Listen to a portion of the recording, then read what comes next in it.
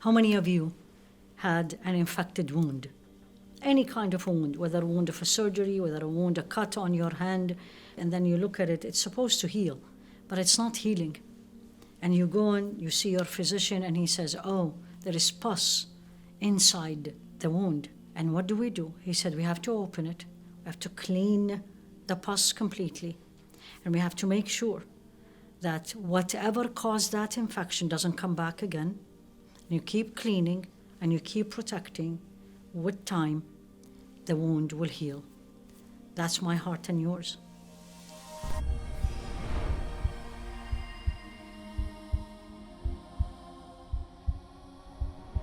Al-qalb al-marid, the sick heart.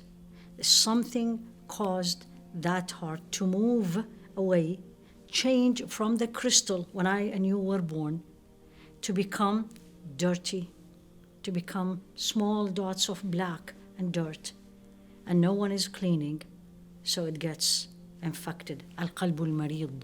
And Allah mentioned it in the Quran. وَلَا تَخْضَعْنَ بِالْقَوْلِ فَيَطْمَعَ الَّذِي فِي قَلْبِهِ مَرَض. Allah said this in Surah Al-Ahzab, talking to the wives of Rasul alayhi salatu wasalam. Don't talk softly in a special way, that the person who has a sick heart will have desire. أولئك الذين في قلوبهم مرض فزادهم الله مرضا. Those who their heart are sick, and Allah made it even sicker.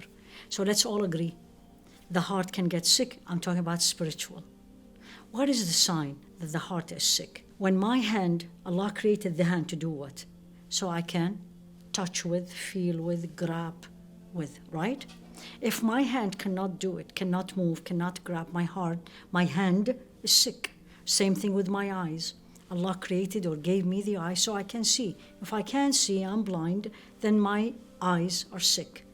So the heart was created, as we said before, to know Allah, sign of knowing Allah, you love Allah, sign you love Allah, I love Allah, we love Allah, that we obey Him, do everything He said, stay away from everything He said don't do.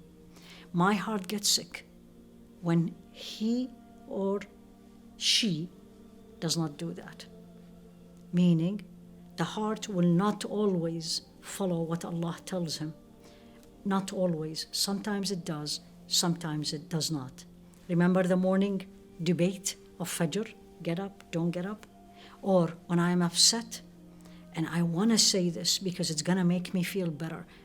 And then there is a debate. Don't say it, it's not pleasing to Allah. Don't say that, you shouldn't do this. And then there is another voice in me, yes, say it, they deserve it. You're going to feel much better. Vent. That's al-qalb al-marid, the two. And again, as we said, whichever wins, then the heart will change accordingly. Beautiful hadith of Rasul alayhi salatu wasalam, and Haifaa ibn al-Yaman. He said, Rasul alayhi salatu wasalam said, temptations will be presented, تعرض على القلوب كالحصير عودا عودا, like when we have a mat, one reed next to the other, like when we are knitting, one thread after the other. And then what happens? The hearts will either accept this temptation, فأي قلب أشربها, meaning I accepted it, then there will be a black dot. وأي قلب أنكرها, and if the heart rejects it, the heart stays white. And this is going to continue. If I don't reject it, my heart gradually will become black. And he described it. حتى يصير أسودا, becomes black.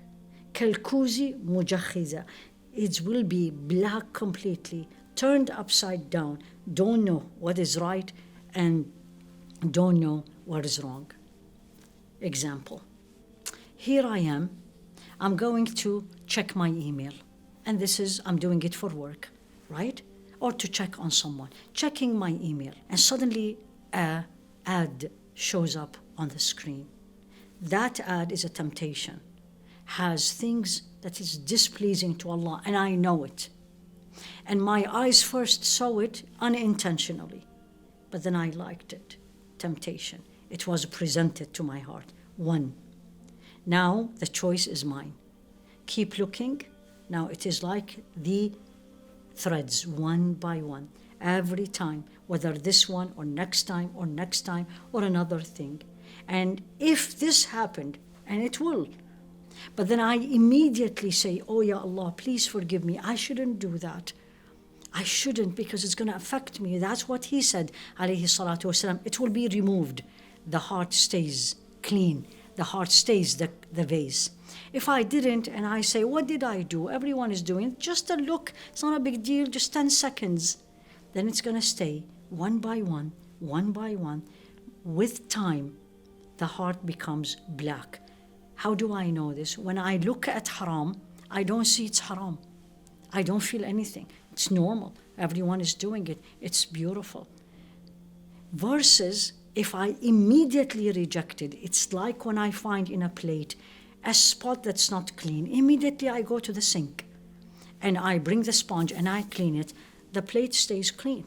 And the sign the plate is clean, basically my heart, will know right away that this is something I shouldn't do. There is so much viruses spiritually around us. There's a lot of bacteria spiritually around us. And unfortunately, it is free, it's available, everyone do it, and it's very accessible. So here I am, I need to protect myself. And the best way of protecting yourself or myself, two things. Number one, identify them, know them, that these are not good for my heart. Anything simple, anything Allah said don't do, because it's good for me. أحل لهم الطيبات وحرم عليهم الخبائث. Subhanallah, Allah said this clearly, that He sent the Rasul alayhi salatu wasalam to us. Anything and everything, Allah made it haram, forbidden, prohibited. Rest assured, don't have a doubt, it is not good for you. Just recently a study came out, very recently, said that alcohol is not good for the human being. Subhanallah. That's why Allah, and take this example and apply it to everything. And everything Allah said, it's halal, do it. It's good for me. I need to protect that heart, that vase. When we have expensive things, when we have something very valuable, we don't throw it here and there. And we don't let anyone touch it. We normally protect it, keep it. Oh, it's expensive, it's valuable.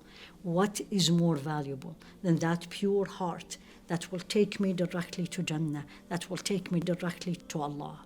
Versus I leave it unprotected, exposed to everything. Of course it will get sick. And the sicker it gets, the harder it gets to cure it.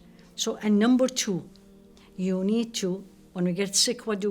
We take antibiotic if it's bacteria, if it is virus, remember the COVID, cover your face, stay away, the distance.